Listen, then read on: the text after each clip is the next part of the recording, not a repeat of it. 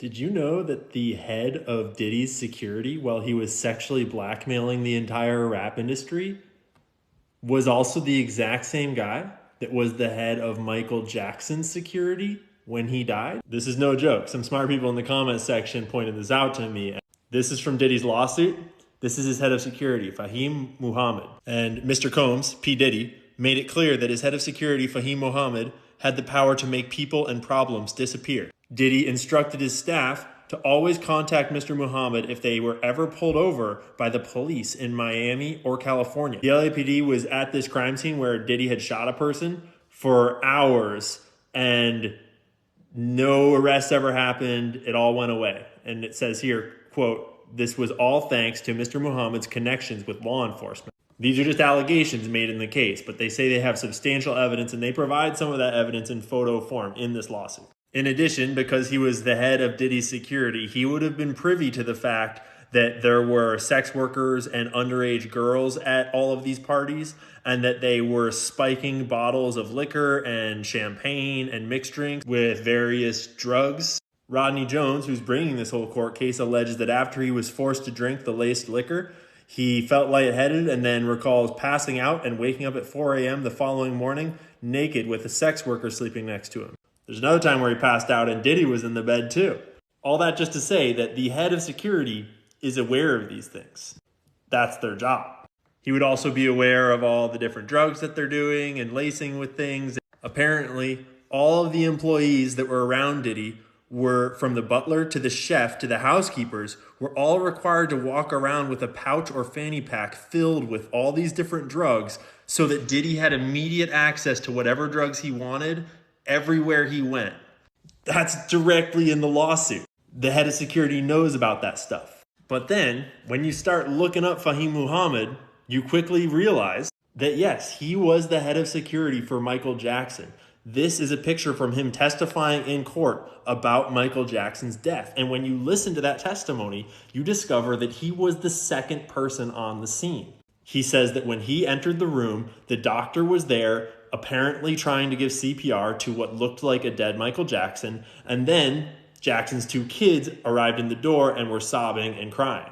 But when you look deeper, it gets even weirder. This is his bio from his investment management company called Oasis. It's a real estate investment company, where it says that he founded Elite Transportation and Security Services, and then he grew that company into a multi-million-dollar business, which currently has several exclusive security contracts with A-list clients like Diddy.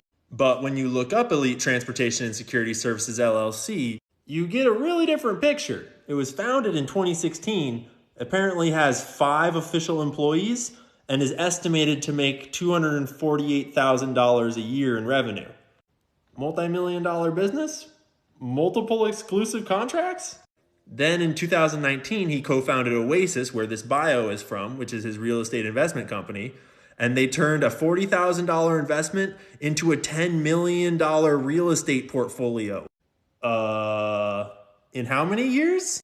And then the last article that comes up, there's a lot of articles about this one, is that he made news when he gave his 13-year-old son 40 acres of land for his birthday. And that 40 acres of land just so happens to be directly on the US-Mexico border in San Diego County. This reporter for CBS 8 said they went and visited him there, and there were boulders, trees, and the US-Mexico border wall.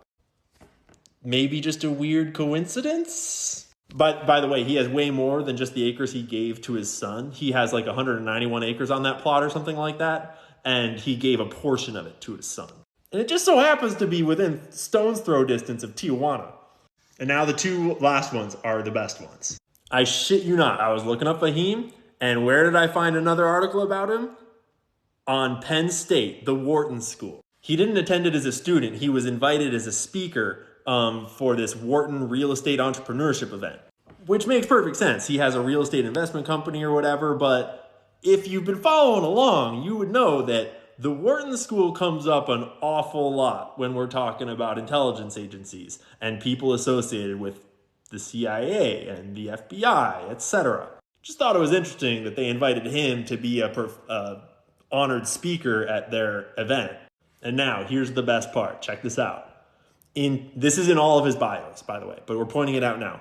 In 2008, Fahim graduated from Sacramento State University with a Bachelor's of Science degree in Business Administration with a concentration in real estate and marketing. Okay? Do you realize what's wrong with that yet? Anything coming to mind? When did Michael Jackson die? June 25th, 2009. Jackson died from cardiac arrest caused by a propofol and benzodiazepine overdose, caused by his doctor, apparently. Hold up. Hold the phone. Pause. Why is a dude who just graduated college last year with a business and real estate degree the head of security for the king of pop, for Michael Jackson, the most famous musician of all time? What's going on? Don't you think that's a little weird? Not to mention what we know about his actual skill set now, given this lawsuit. I'm sure he didn't learn that in real estate business school. So anyways, just one little side tangent on this whole crazy story about Diddy. If you haven't been following along, we're discovering that Diddy is like the Jeffrey Epstein of the rap industry, and he's been doing secret filming of sexual blackmail activities at crazy parties where he's drugging his guests and bringing in underage girls. He's been doing that for like 30 years in the whole rap industry. I'm cooking on some bigger picture stuff, but I just thought that this tangent was crazy once I put the Michael Jackson connection together. If anyone has any more details about Fahim, please let me know. And if Fahim, if you want to come and hang out, I'd rather not. Please don't. I don't want to be friends, okay? I'm very happy up here in my cabin in Maine. I don't need anyone to come visit me in Maine. I'm happy. No intention to go on long walks down the beach into the pond. Nothing like that. Just saying.